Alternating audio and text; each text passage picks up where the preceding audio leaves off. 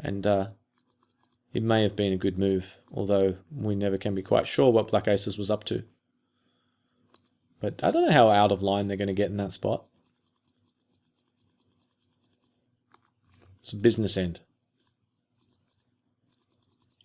Jack Queen, folded that. We were in UTG position. We're 8-handed. Folding there, I think, is fine. There's a high pressure situation now. And what I mean by that is that there's big pay jumps looming. And so you got to be careful defending out of the big blind too wide, because it increases the variance, you know, especially with a hand like Jack 7, where you're never going to flop, well, unless you get the bingo 8, 9, 10 flop. A lot of the time you're going to have a medium strength pair sort of thing. So generally the correct strategy is to refrain from calling too wide when there's what we call ICM pressure, which is, of course, the pressure that is applied not by the players, well, can be applied by the players, but is a result of the pay jumps. And so players are vying or trying to move up, trying to climb the ladder, and trying to ladder up and get more monies. And so that in turn means that players need to be a little bit careful about busting and costing themselves that chance to get themselves a larger slice of the pie, the prize pool pie. I think this is a pretty good 3-bet here. This guy, Stowen B, could just be stealing. We've got the ace-10, which is a pretty strong hand in position.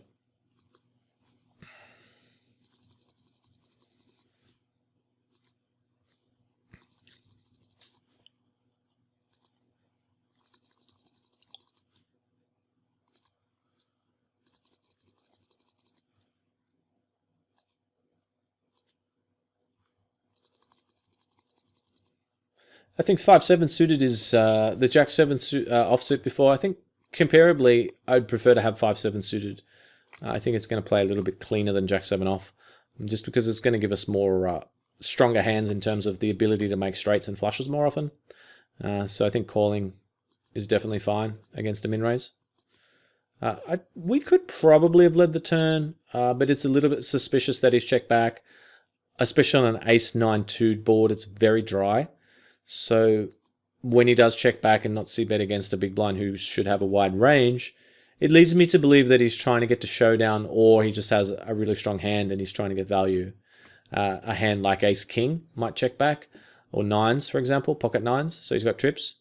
Or he could have a hand such as queens, and he doesn't think he can, you know, get probably more than one street of value from a worse hand, so he's decided just to check the flop, just in case we have the ace and potentially get a street of value at a later time. So with that in mind, I think just checking the turn is probably the smart play, because not many players will just check and give up on that flop after they've raised pre-flop and they've got the initiative. And he has raised in relatively early position, so yeah, I think we played that just fine. Not really a time to, even though we did pick up a gut shot on the turn, not really the time to invest big time, unlike having pocket kings. Now we can go ahead and jack it up, and since it's been raised and called behind, I think this is a pretty standard size raise. It's not too bad a size, because it's possible that the UTG player thinks that if he jams in his whole stack, which would total, what would it be, about 1.8 mil, just over, he might think that he's got a little bit of fold equity. Having said that, it would be a pretty sick spot for us to be getting out of line here against early position opponents. Yeah, but not impossible. But we do have it this time. But doesn't stop Jeremus from calling. And wow, I mean, you got to wonder what just calls an early position raise and then calls a large 3-bet like that. So I guess he's going to have ace, queen, ace, jack a lot, stuff like that. Maybe nines. So I think with that in mind, betting here is, you know, hoping he's got a hand like nines, and on that board, I don't think he's going to be able to fold. Yeah, I mean, he's not going to call pre-flop and then fold now. The option of checking is not too bad, and just praying that an ace doesn't peel off. That's not too bad an option either, because he might decide to try a little bluff on the later street, or he might hit his side card. You know, if he's got like ace jack of spades and the turn's a jack, then he's going to give us the double up. Having said that, we've only got an SPR of 1 because there's 1.5 in the middle and we've only got 1.5 mil behind. It's a huge pot. I think just betting is fine. And we bet a size where we did give him a little bit of room. He might think he's got fold equity if he jams. So if he's got pocket sevens, he might be like, well, I probably have the best hand, and he might fold anyway if I jam. He could just have ace king or ace queen. I'm just going to jam. At least that's what he might think. But unfortunately, he didn't have that sort of hand. He probably had ace jack or ace queen or something like that, and just called because the other guy was UTG, so gave him a little bit of respect. We have to fold there. But then wasn't willing to fold to our 3-bet, even though it looked quite strong, I think. We raise and get jammed on again there. And not this time. Sorry guys, this is actually the final 2 tables now. Yep, final 2 now.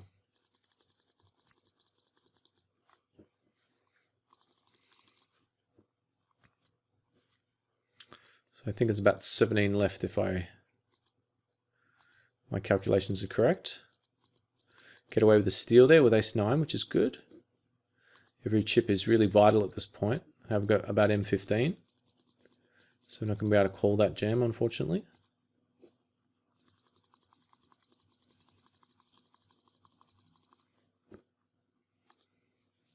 Ace-5 suited here. I do call this guy's jam, and I think it's okay. He's only got around M3.5. It's going to be really annoying if the big line jams on us, but it's not going to happen very often. I think we're just going to call. This guy's short enough that I think he can be jamming hands like ace-10, 8-10, and stuff like that. You know, king X suited and stuff. And ouch. We do get jammed on, so unfortunately we're going to have to fold now. And we would have had a straight. We might have had a straight. And the queen 10, so he did have a wide range, and he got there. And it's just a pity we ran into the ace king. At least by just calling, we gave ourselves the option to escape. Well, I mean, if we had have got that board, then obviously we would have preferred to have partaken in the festivities, but hard to envisage cracking ace king there with a straight. But we get a little piece back there. A few chips back with that little steal on the button there.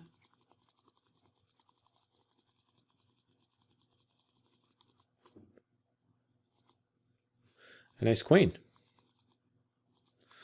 Open and win. So kind of, well, hello. I was going to say everyone's coming kind of tight, but we don't want them to be tight now. We want to see some loosey-goosey stuff because we have the pocket rockets. I think probably calling here is okay, but I would probably just prefer, I think, just to raise. Just because this guy's... We did 3-bet him before with the ace-10 on the button, and we did just call his jam and then fold to a re-raise. So in his mind, he might think, not that we're after him, but just that we are willing to play pots. We don't necessarily have the nuts here when we 3-bet, even though this time we do. And that is good because he has just jammed. And not a bad board. And he had the kings. Look at that. That is a pretty crazy cooler. And perfect for us because we just pop up to 4.5 million. Good times.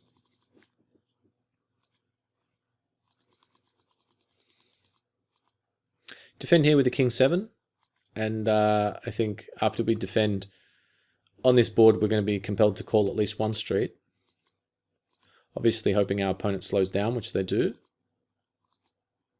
And they make a small river bet. So If they have an ace, would they check turn?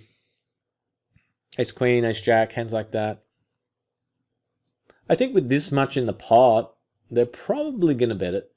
I mean, they're probably just betting, like, if this guy's got king 10 or something crazy like that, pocket twos, it's just bad luck. I'm just going to bet because he could have a flush draw, or now, like, king jack is a pair and a gut shot and stuff like that. So I guess, though, if he's got sort of ace 8 or ace 9, you know, he's in a pretty precarious spot. I guess he might check that back on the turn and now feel that he can value bet the river. But my concern also is that if he's got a hand like jack 9 suited or something like that, 7-8 suited, he might feel compelled to try to bluff because we could have had a flush draw. So when you weigh it all up, I think that we probably just have enough better hands that we can fold this. And what I mean by that is, if you picture us in this situation, defending the flop, defending pre-flop, calling from the big blind, and then check calling the flop, a lot of times when we do that, we have a better king or an ace. We could have done that with ace 8 and sometimes ace 5 and so forth. We could have done it with the odd trap, with pocket twos, ace 2, and sometimes with king queen and king jack and stuff like that. So comparably, in this situation when we get to the river, this is actually what we would say is called the bottom of our range. This is a pretty weak hand to be getting to the river with. The only other hand that we might get to the river with that is weaker than this, other than, you know, like king 5 and stuff like that, which is similar, is maybe if we played a flush draw passively. You know, if we had something like 6-7 of hearts, for example. But I would actually bet that on the river, you know, because that's obviously a hand that once we check call flop, we could have an ace or a king in our opponent's mind, and we can credibly rep that sort of hand on the river with a bet. So in terms of actually getting to the river with a line where we check call the flop, check turn, and check river, this is pretty much the bottom of our range. And that being the case, I think we can fold, unless we think we can make an exploitative call. And what I mean by that is our opponent just has a tendency to just bet too often. I have to bet to win, I'm betting. Like, he just bluffs too frequently. And if that's the case, I think we can call. But we should have folded that hand. So I think it's a small mistake. Unless, you know, for whatever reason, I've looked at the stats on my opponent and it just says that he's, you know, loosey-goosey. He's playing a lot of hands. He gets to showdown a lot and that sort of thing. If I have data telling me that, it might alter my decision. But I think that was a loose call on the river. It's good bet size by our opponent, though, because we didn't have to have the best hand very often. That's for sure, for it to be profitable. Because he bet so small and the pot had become quite big. So he did hook us in, but I think I should have folded. This hand, though, definitely want to play this one. This guy could be just stealing on the button. And we're certainly not folding once we make this raise. So if he had it jammed, obviously we just get it all in. And that's just a classic re-steal there, especially at this stage of the tournament where we can apply pressure to our opponents. King Queen obviously is a good hand to do it with, because if he folds, we don't mind. And if the money goes in, well, so be it. He's only on the button and he's only fairly short. So I'm just willing to put him to the test.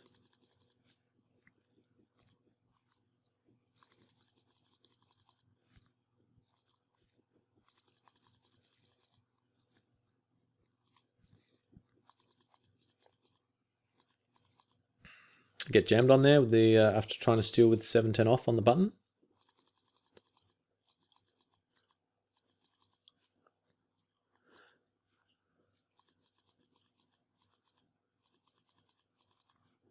That guy gets raised again and folds. Big O. Oh, big O.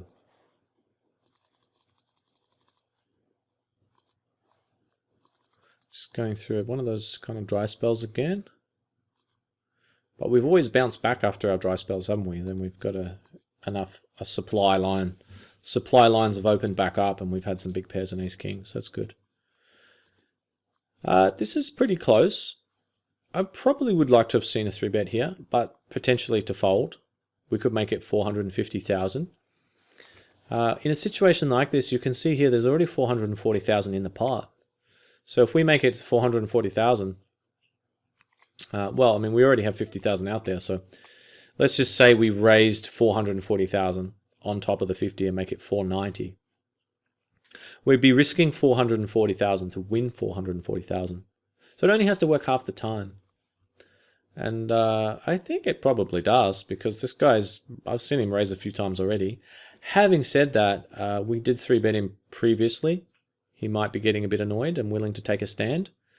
But if you think if you want to go a level deeper than that, you know, he might think, well, hey, you've 3-bet me before, so this time you might give me a break. And of course, that's kind of a bit of a metagame element, isn't it?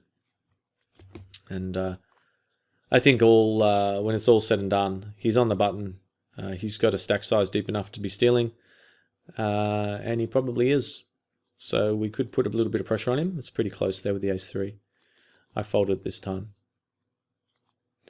I don't expect, when you 3-bet a player at that stack depth, you know, you don't expect him to call that often. So, I mean, your hand is not that relevant.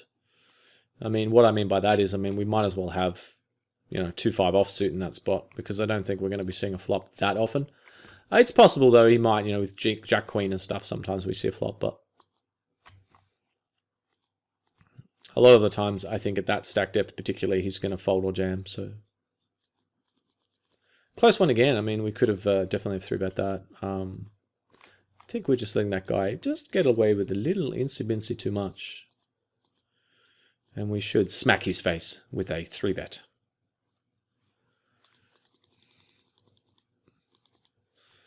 Yeah, especially when you don't really want players to...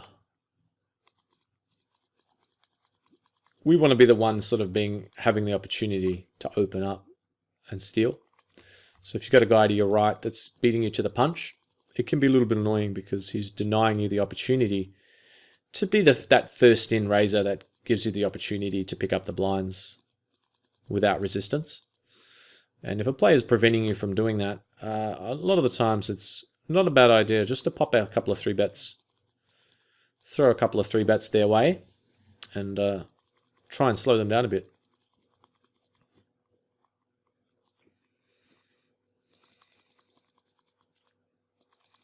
King 9 there is pretty close. Yeah, I mean, I probably normally would defend it these days, but at this time I can see against UTG in a high ICM situation why I would fold it. Especially with this stack depth, it's a little bit vulnerable. We have M15-ish. So we could be in a tricky spot if we flop top pair or a good pair. One gets jammed. Queen 4. I think I just probably could have just 3-bet a couple more hands and stealed, gone for a few more steals late stage. Playing pretty snug.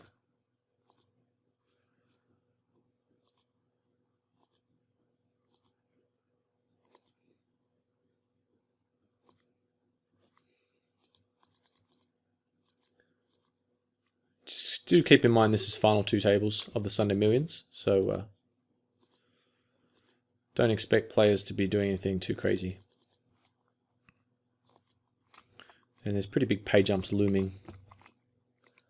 But that being the case, I think with it being such a top-heavy pay structure, definitely that is a crazy hand. Then I just said I didn't expect players to be doing anything too crazy. And then this guy just jams. Well, that was just insane.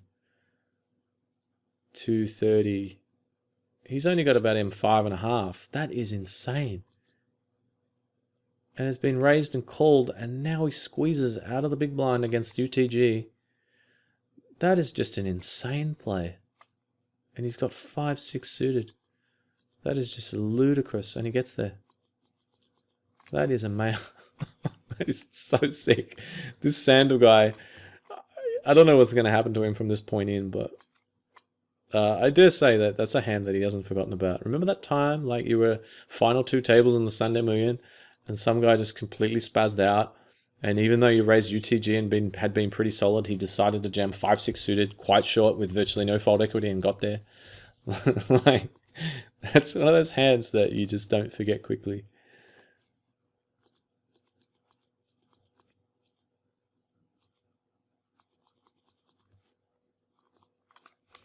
Funny thing is, I'm pretty sure this guy, I'm pretty sure he's big stack on the final table, That's you can thank the 5-6 crazy jam for that.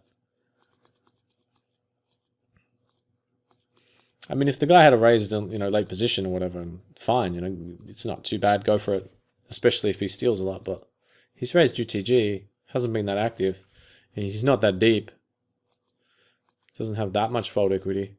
And the other player's in as well. The small blind's in as well. He looked like he had a really strong hand.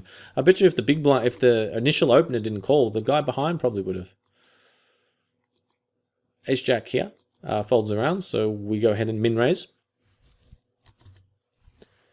Really just trying to get a bit of action. The stack, we start off with around M10 now. The blinds are, 65k, 130k. They're huge. So even though we've got almost 3 million, we've just sort of snuck under M10 now, which is about the size where you can get a bit frisky. Stacks can get in pretty quick. So that being the case, I'm kind of hoping our opponent shoves on us here, or potentially raises us to 580k or something to give us the opportunity to come back over the top. But they do just call. It's a pretty tricky spot here. I think the board is very dry, so c-betting seems pretty solid. It seems like a decent option. And our opponent calls. And we turn the 8 of clubs. So we have 2 overs with a nut flush draw. Players generally defend pretty wide when you open from the small blind, and they're in the big blind. Correctly so. In position, getting good pot odds. So he could have some high cards. I guess he could have some gut shots, like 7-9, 8-9, 7-8. He could just have King Jack or something like that. You could have a hand like, I guess, like Queen 9 of diamonds, where he's got some backdoor hands. That wouldn't surprise me that much if he's got a range as wide as that, because we've only bet sort of under third pot on this pretty dry flop. So I could imagine him floating a bit here, or continuing. So having said that, I like the line that I've taken here by checking, because if he does check back, we very often probably have the best hand. I mean, he might just have a hand like a7 or something like that. And if we do hit a club on the river, we might be able to get some value. Or if we hit an ace or a jack, get some value. But the key thing really is that we give him a chance to put more aggressive dead money in the pot. And what I mean by that is, he can just now fire on the turn and give us a chance to then check jam all in. Put him under a lot of pressure. If he does fold, we pick up a really nice pot without needing the best hand at showdown, which is a fantastic result. And if he does happen to call and he has a hand like, I don't know, say he has 8-9, or maybe he had 10 jack but just decided to call flop. Even if he has a hand like, say he has 6-7 of hearts and he happened to bink trips, I mean, we do still have, legitimate outs. So most of the time I expect he's going to fold, but if he calls, we've got pretty good outs. So he did just fold, so that worked out really well. And we picked up a nice pot. So that was a good hand.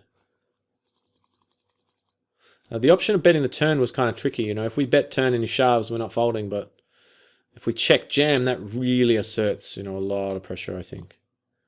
Which is good, because at the end of the day, we only had ace high at that point in the hand. So seemed okay.